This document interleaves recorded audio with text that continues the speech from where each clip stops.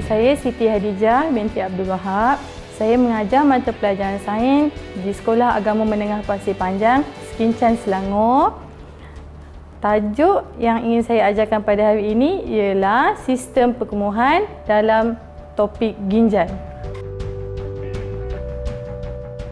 Berdasarkan pengalaman anda semua, saya minta murid-murid untuk menceritakan pengalaman yang pernah anda alami.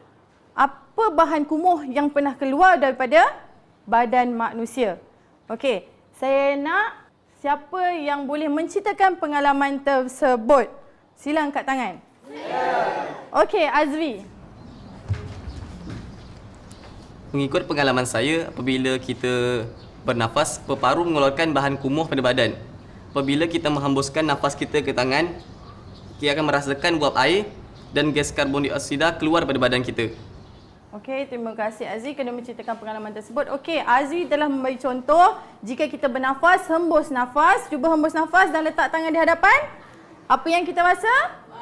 Uap air dan juga gas karbon dioksida. Okey, daripada situ kita tahu bahawa kita punya bahagian peparu telah mengeluarkan bahan kumuh. Jadi ada tak lagi pengalaman yang mengeluarkan bahan kumuh daripada badan kita?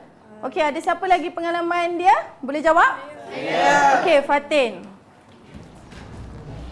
Bila kita bersenam, kita akan mengeluarkan peluh. Peluh ni mengandungi air, garam mineral dan urea. Ketiga ni ialah bahan kumuh yang keluar dari kulit. Sebab itulah bila kita berpeluh dia agak berbau. Peluh agak berbau sebab tu dia adalah salah satu bahan kumuh. Okey, daripada situ kamu tahu bahawa bersenam juga adalah salah satu cara untuk mengeluarkan bahan buangan daripada badan kita. Dia keluar daripada kita punya kulit. Boleh tak anda semua bina peta dakap untuk menerangkan tentang organ pengemuhan yang wujud di dalam badan kita?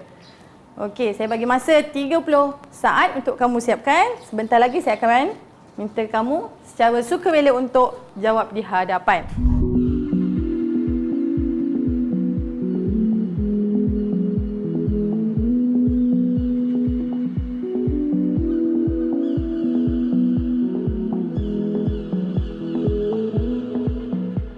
Okey, habis masa 30 saat. Sekarang siapa nak volunteer jawab di hadapan? Sila angkat tangan. Saya. Okey, saya minta Natasha untuk jawab di hadapan.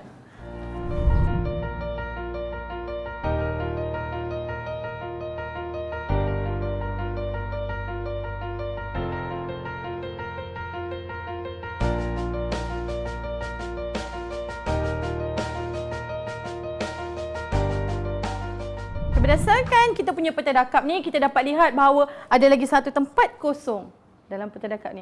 Agak-agaknya, apakah organ perkumuhan yang wujud lagi satu di dalam diri manusia? Ginjal. Ginjal. Okey. Jadi hari ni, itulah yang kita akan bincangkan.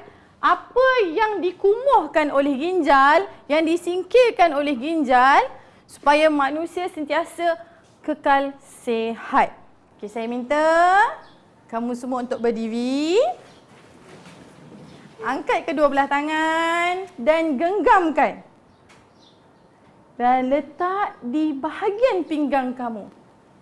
Itulah kedudukan ginjal kamu, iaitu di pinggang. Sebab tu ginjal dikenali sebagai buah pinggang. Apakah bahan yang dikumuhkan oleh kita punya ginjal? Air kencing. Apa kandungan di dalam air kencing? Siapa yang boleh jawab? Angkat tangan. Saya. Mawaddah. Air, garam mineral dan urea. Air, garam mineral dan urea. Sebab tu kita boleh tengok air kencing agak berbau sedikit. Betul tak? Okey, itu adalah bahan yang dikumuhkan di dalam kita punya air kencing, iaitu kita punya urin yang dikenali sebagai urin. Sebab tu wujud sistem urinari dalam badan kita. Okey, sila duduk.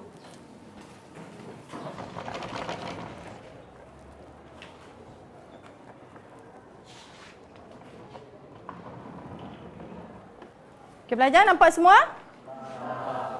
Di sini adalah satu sistem yang diwujudkan untuk memperkenalkan bagaimana ginjal itu berfungsi untuk menapis darah yang kotor supaya dibersihkan dan boleh digunakan oleh badan kita, dan bagaimana darah yang kotor tu dikeluarkan melalui kita punya urin. Okey. Dia bermula dengan kita punya jantung sebab jantung adalah di mana darah kita berproses, diproses, diedarkan. Betul tak? Okey, daripada sini dia akan disambungkan dengan vena dan juga arteri lalu ke ginjal.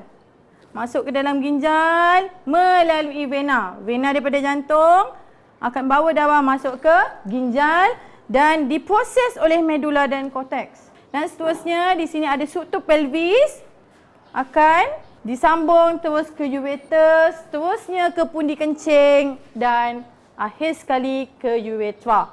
Okey, di sini saya nak minta siapa yang suka rela untuk menerangkan melalui model urine eye-tag ni bagaimana jantung dan ginjal kita tu bekerjasama, iaitu sistem peredaran darah dan sistem urinari kita tu bekerjasama. Siapa yang nak terangkan di hadapan? Angkat tangan. Okey, Zikri. Darah yang berpunca daripada jantung dibawa masuk ke dalam ginjal melalui arteri. Kemudian bahan kumuhan dibawa ke dalam pundi kencing melalui ureter dan kemudian uretra. Darah yang telah ditapis dibawa semula ke dalam jantung melalui vena.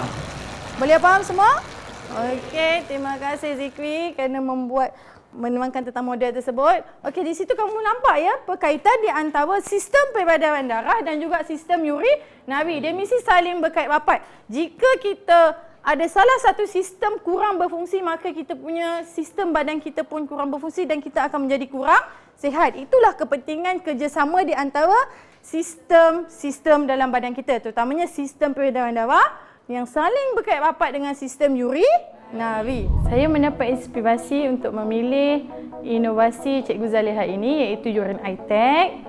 Dalam pengajaran saya dalam topik sistem pengumuhan ini adalah kerana bahan ini mudah untuk dibawa dan sesuai dengan keluasan kelas serta dia mudah digunakan untuk memahamkan pelajar.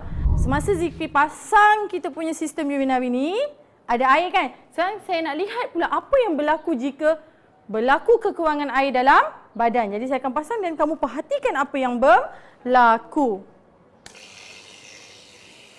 Dengar tak bunyi di situ? Macam bunyi berlaku sesuatu kerosakan. Betul tak? Jadi bila berlaku kerosakan, maksudnya kita punya ginjal akan menghadapi masalah. Okey, di situ saya nak kamu fikirkan mengapa kita perlukan air dalam kita punya kehidupan. Okey, siapa yang nak jawab? Satu, yang pertama. Aisyah.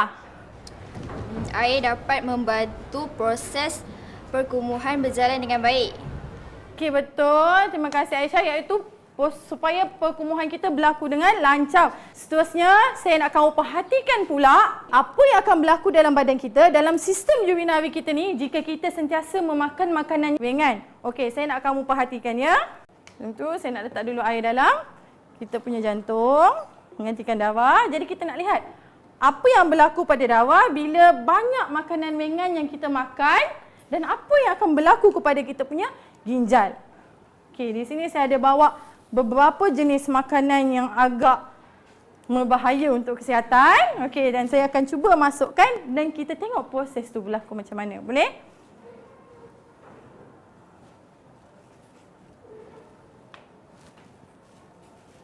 Jika dilihat daripada pemerhatian kamu, apa sebenarnya yang berlaku pada darah kita dan pada sistem kita ni? Siapa yang nak jawab? Angkat tangan. Okey, Hasanah.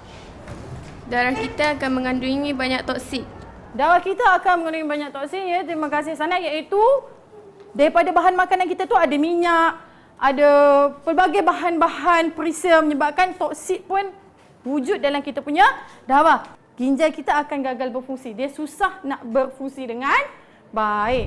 Inovasi urine eye-tag ini dapat memberi pemahaman yang lebih kepada pelajar kerana pelajar dapat memerhatikan peredaran darah ke dalam ginjal dengan lebih jelas dan dapat memerhatikan bagaimana bahan buangan itu dikumpulkan dalam sistem perkumuhan.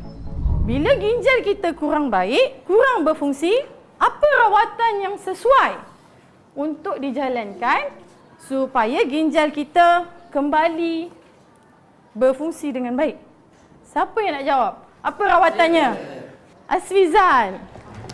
Rawatan dialisis. Rawatan dialisis. Okey, bagus Asfizan. Sekarang saya nak minta 3 orang pelakon secara sukarela untuk melakonkan bagaimana proses dialisis itu berlaku. Boleh? Boleh. Okey.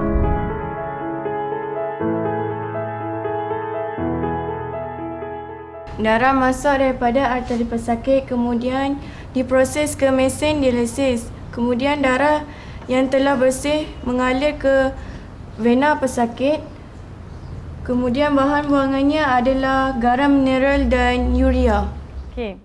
Daripada pertimbangan Dr. Mawaddah tadi, kita tahu bahawa mesin dialisis yang berada di tempat dialisis tu adalah berfungsi sebagai kita punya ginjal jika ginjal kita gagal berfungsi dengan baik. Okey, teori yang boleh digunakan ialah teori kontaktivism sebab murid boleh terus berinteraksi dengan bahan dan memperoleh kefahaman dalam sistem urinari ini dengan lebih jelas. Sekarang kita akan melengkapkan peta dakap kita yang tertinggal iaitu ginjal. Apa bahan kumuh yang akan dikeluarkan oleh ginjal? Siapa yang nak jawab? Okey, Zahira.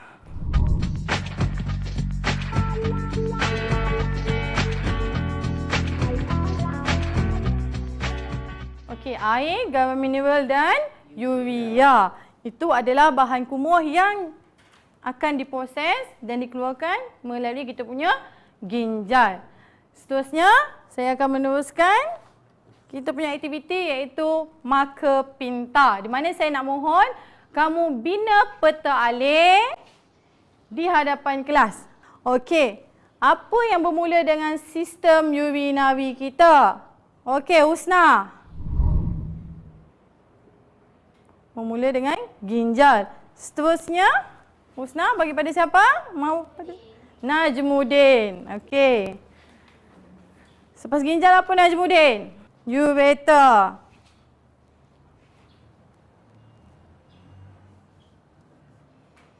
Seterusnya, siapa yang Najmuddin nak kenakan pula? Okey, alif. Lepas ureter apa alif? Pundi kencing. Pundi kencing.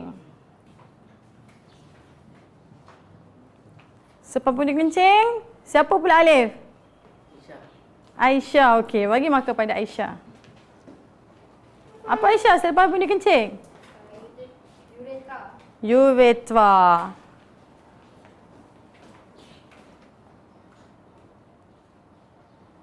Sampai situlah kita punya sistem urinari. Daripada pembelajaran sistem urinari kita ni, kita tahu bahawa tentang kepentingan air dalam badan kita. Jadi kita sebagai manusia kita perlu berazam supaya menjaga kita punya ginjal sentiasa sihat. Jadi apa azam kamu untuk menjaga ginjal supaya lebih sihat? Siapa boleh bagi cadangan? Fikri. Terdapat beberapa cara yang boleh kita lakukan untuk menjaga dan memelihara ginjal supaya dapat terus berfungsi dengan baik. Di antaranya adalah banyakkan bersukan dan banyakkan minum air. Banyakkan bersukan dan banyakkan minum air. Dan apa pula yang perlu kita elakkan? Matlamat kita ataupun azam kita yang perlu kita elakkan untuk mengelakkan berlakunya kerosakan ginjal. Apa dia? Siapa boleh jawab? Saya. Husna. Antara cara-cara yang perlu dielakkan untuk mengekalkan kesihatan ginjal. Pertama, kita mestilah jauhi diri kita daripada pengambilan alkohol. Kedua, kita hendaklah tidak mengambil makanan ringan dan minuman yang bergas. Ketiga, pengurangan garam dalam setiap jenis makanan perlu diterapkan. Okey, terima kasih. Itu adalah cara yang Husna lakukan untuk mengekalkan ginjal dia supaya sentiasa sihat. Sebab tu dia selalu masuk aktiviti bersukan, betul tak? Kita pun perasan, betul tak? Itu adalah kelebihan menjaga ginjal yang sihat. Daripada situ kita tahu kepentingan sistem urinari dalam kita punya badan. Okey, saya berharap inovasi ini dapat digunakan oleh semua guru-guru yang mengajar mata pelajaran sains bagi tingkatan 1 dan 3 serta subjek biologi.